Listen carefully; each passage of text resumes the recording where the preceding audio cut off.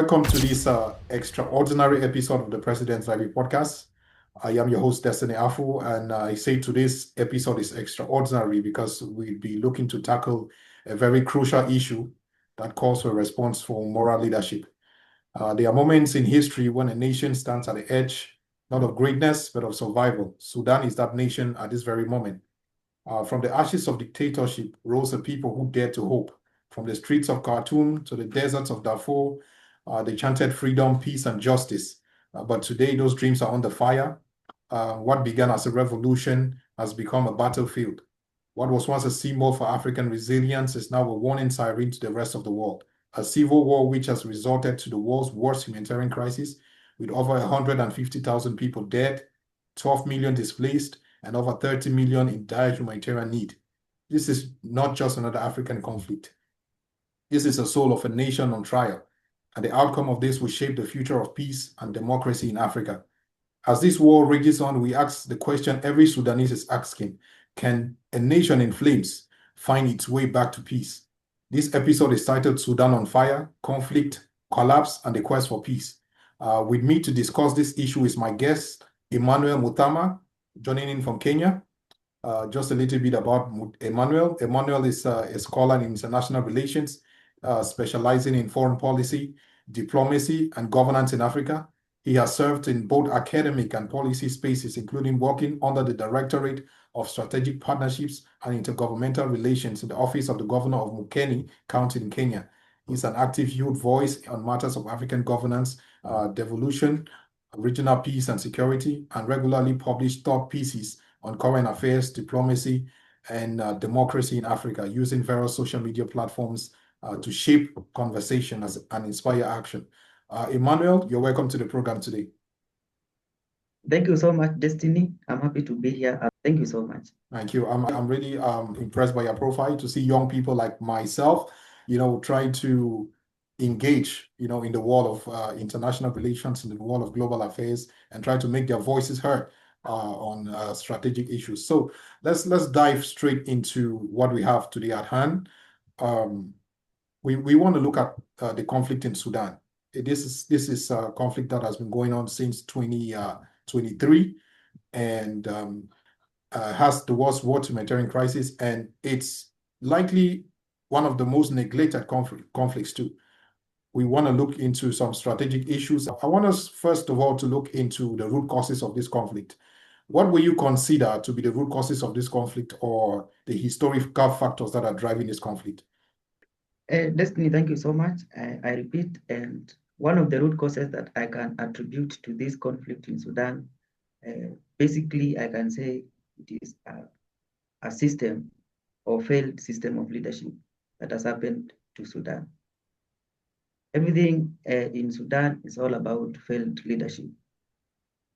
Since from 1956, when we see Sudan starting up to the late 1987, where we see the transition government, and now the government failing to the civilians in Sudan, and now the military government failing to come into terms.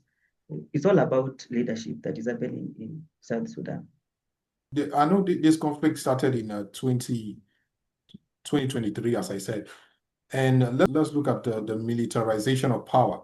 We know there are two very important actors to this conflict. We have, on one part, we have the Sudanese Armed Forces, which is led by General Abdel Fattah al-Burhan.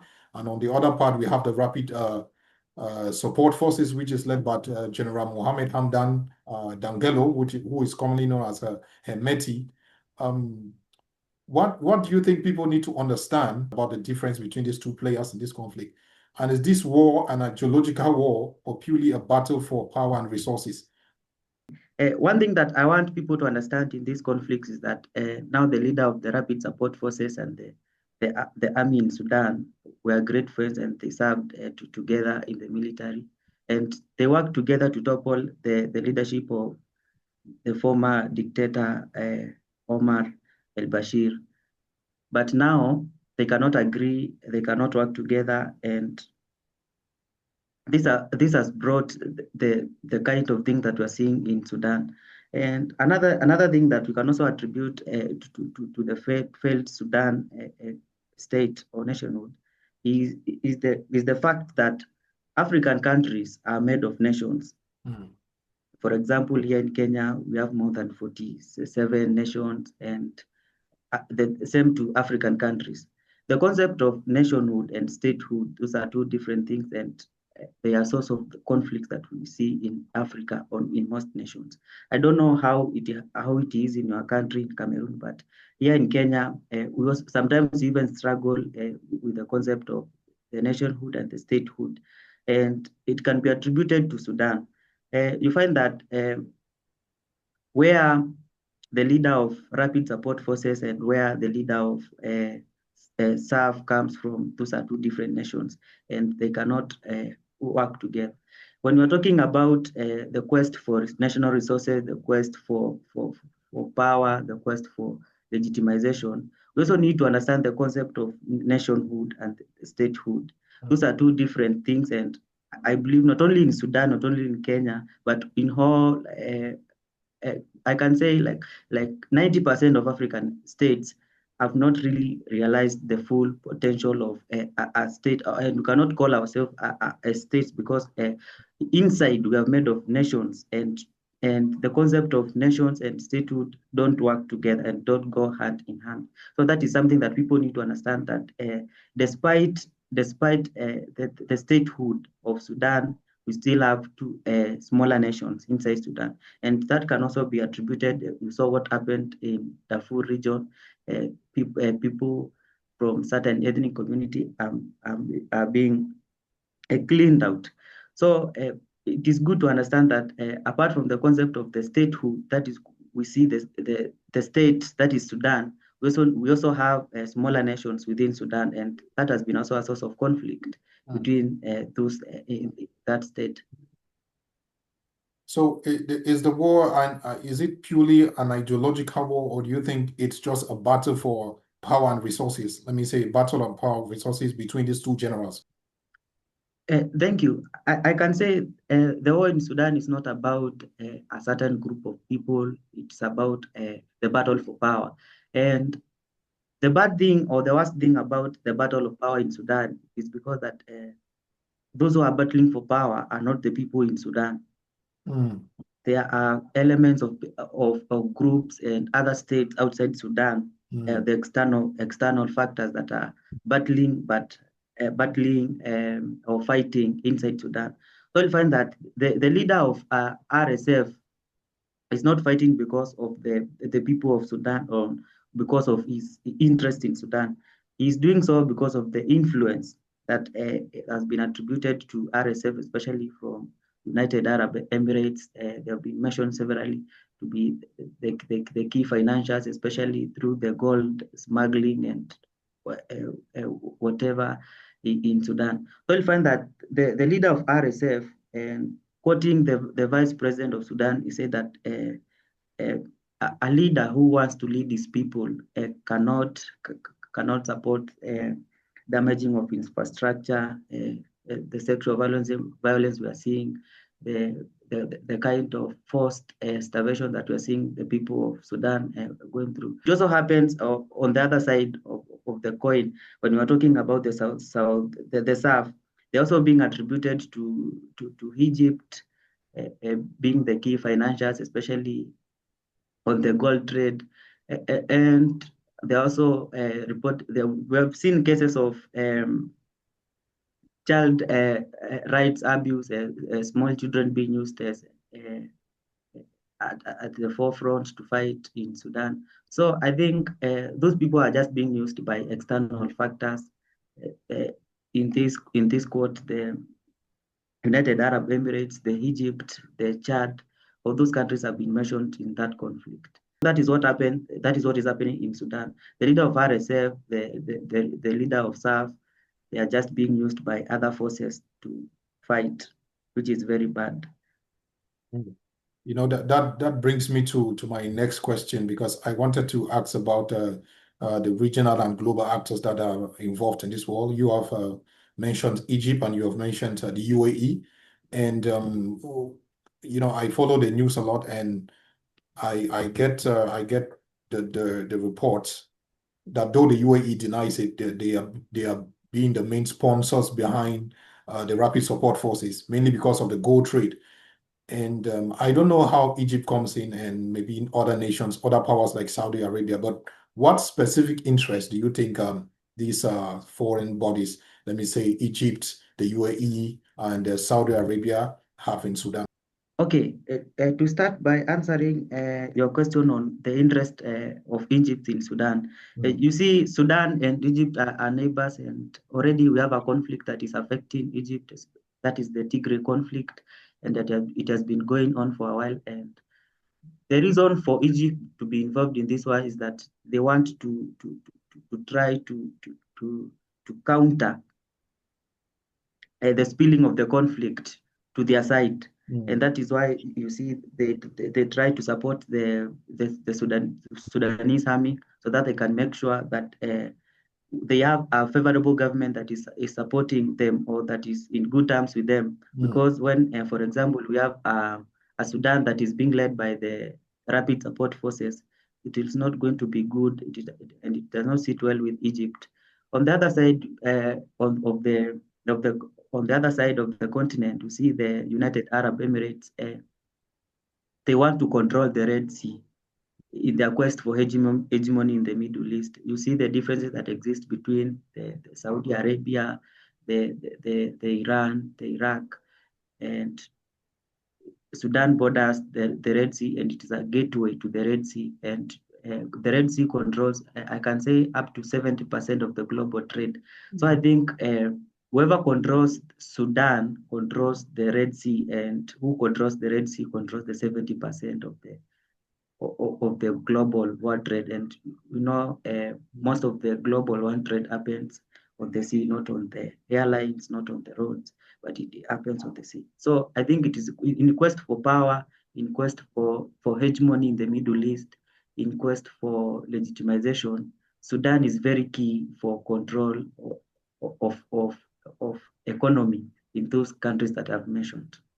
Amazing. Let's look at multilateral bodies, maybe the African Union, IGAD, and the United Nations. So what role have they played so far in trying to mediate and end to the conflict? And what do you think has been the lack of consistency in international mediation efforts? Because we know this conflict is highly neglected, more than the war in Ukraine, more than the war in the Middle East, the wars in the Middle East we see between Israel and Hamas in Gaza. You get little efforts for mediation, even right up to the level of the United Nations Security Council. So what do you think are the lack of inconsistencies when it comes to these mediation efforts? Okay, I'll start by saying that it is true and affirm your word that it is true that this conflict is neglected Mm, from the global perspective, from the regional perspective. Uh, I can say that no one wants to talk about the Sudan conflict. It is forgotten, and to make it worse, the kind of things that we see happening, I don't think that they require the silence that the world is giving to Sudan. For example, I'll start at the global level. You'll find that we have a special envoy from the United States to the US aid to Sudan, but that the chairperson or the leader of that special envoy to Sudan from the United States has never stepped in Sudan, mm, and they don't intend to. And the reason behind is that that region is not secure, and they have not, up to this particular time, they have not stepped their feet in Sudan. If again, as Africans, we established the African Union from 1963, and I'm not always happy about what is happening in the African Union. African Union was established to deal with African matters, but I think African Union, we need another African Union, in fact, for us Africans, because the one that is already established, it is not serving the interest of Africans, and it is a sleeping giant. I thought it was going to give African countries a platform, in fact, for unification and for diplomacy, so that we can allow African countries to speak with one voice, especially through the African Union. But that I really see it happening, and I don't think it is going to happen soon. So back to Sudan, I said by saying that you'll find that the Rapid Support Forces a group or militia leader, that is a MEDT, has relations or has close ties with most of the African presidents. And I'm going to quote this. And several months ago, Kenya was also accused of supporting the Rapid Support, the RSF. And at one particular time, they even came to our country and they tried to form a shadow government through our country. So when Kenya goes to the African Union and the topic of the state of Sudan conflict is tabled, I don't think that Kenya can act in good faith, especially when we need to support Sudan. So it is very impossible. You find that these leaders, the leaders of RSF and the Sudan army forces, they also have ties with most of the African presidents, and that gives a vacuum or brings a divide between the African countries, and it is very hard to negotiate, to mediate that conflict. And it is a very sad state of affairs. Even when it comes to the international body, that is the United Nations, we find that we have seen the conflict like Russia, Ukraine, the Gaza, and how it is being brought and how people are being, how they are talking about. But they cannot talk about the conflict that is in Sudan. Because why? Most of the veto powers have been mentioned in this conflict. You find that it was discovered that most of the weapons that are being used by rapid support forces are coming from United Arab Emirates, and most of them they get them from United States of America. So there's conflict of interest when it comes to talking about that conflict, because I cannot understand why America sells weapons to United Arab Emirates, and United Arab Emirates smuggles those weapons to Sudan through proxies and countries like Chad. So it is very hard to table this discussion in an international arena, because it is very possible, because many of them are being mentioned. And especially when you mention United Arab Emirates, we are going to mention Iran, and of course, you're also going to mention Russia. So it is very hard, and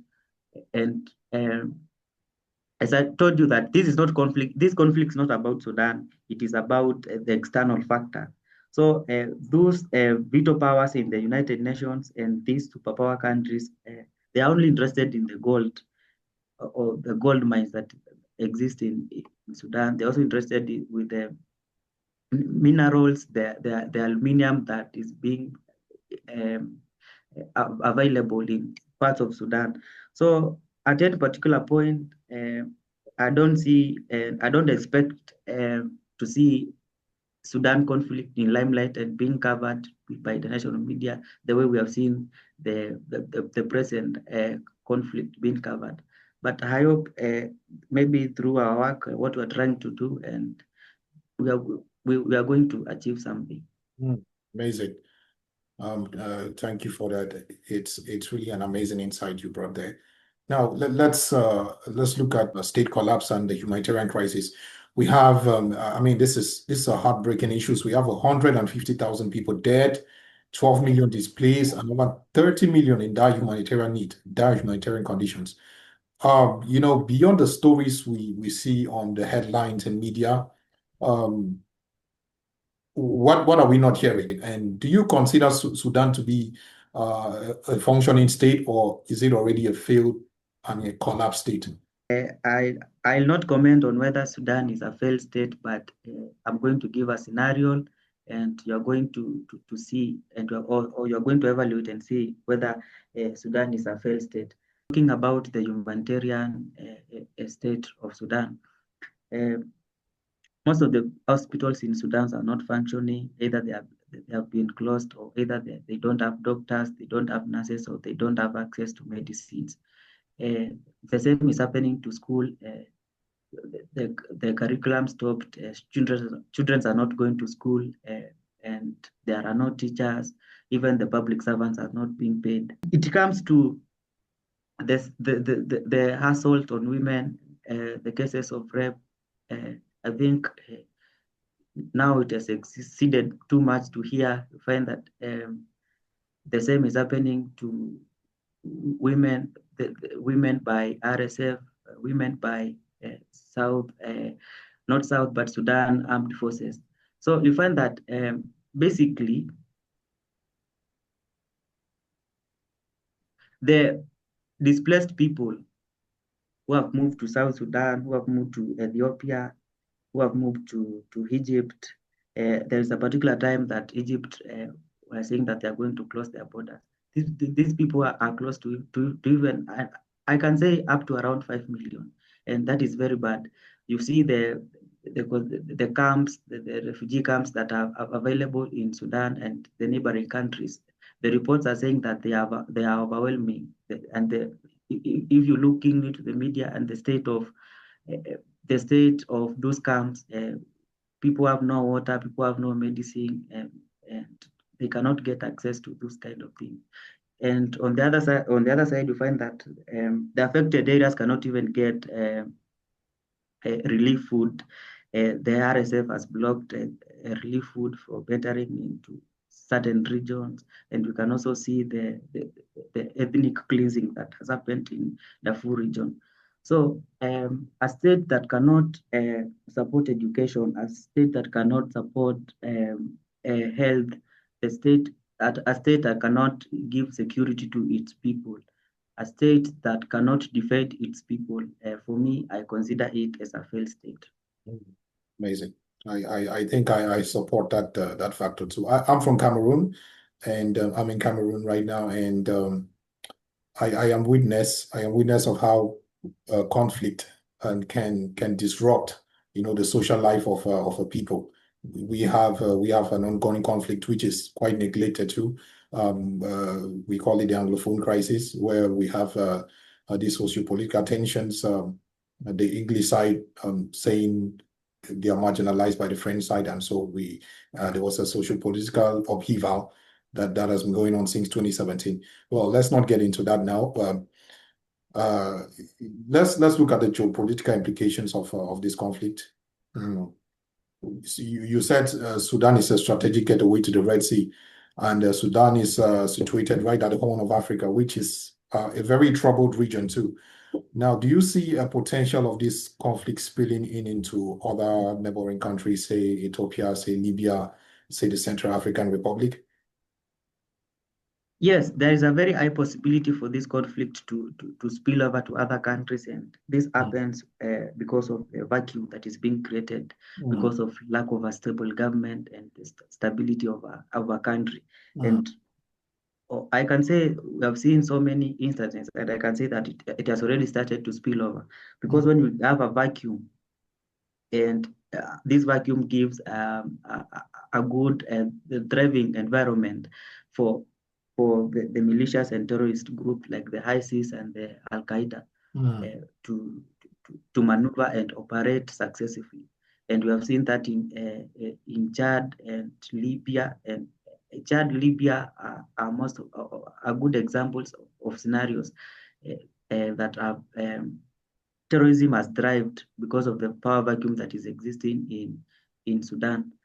Because Sudan will provide a very good environment for smuggling of weapons, either from the United Arab Emirates, either from Iran, or either from Egypt. And without a stable government, there is vacuum, and this vacuum is a very good breeding ground for terrorists. And you also know the existing history of terrorism in the northern part of Africa, and especially the Horn of Africa. When it comes to Somalia, we have the Al-Shabaab, and the other part of the region, we also have the ISIS and the Al Qaeda, and they have already established themselves because of the power vacuum that is existing in Sudan. Thank you. Let's get to the last issue. Let's look at the way forward, because out of everything we discuss, if we don't have a way forward, then our discussion means nothing.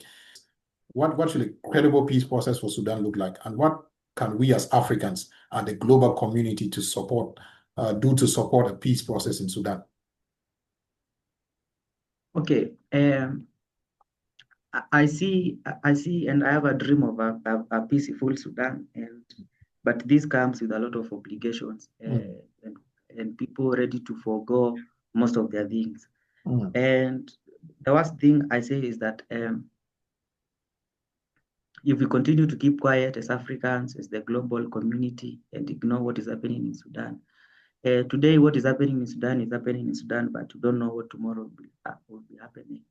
That conflict started the way you have stated that what is happening in Cameroon, and that is how things start, and we normalize them. But the moment it becomes too late to realize that things are getting out of hand. For us to have a stable Sudan, I think the citizens of Sudan need to rewrite the social contract between them and the government. Sudan did a mistake when they allowed military to run the show, and that is where they do not get things right. We need to have a civilian government in Sudan, and we need to have a military that is free and independent from politics. And the moment we get those two things right, I think we're going to have a stable Sudan. And also to remind the people that the problem in Sudan is not about Sudan alone. Sudan cannot become peaceful of itself. We also need the support of the international community and to support the country to come back and recollect the ashes and try to build something that is strong and working.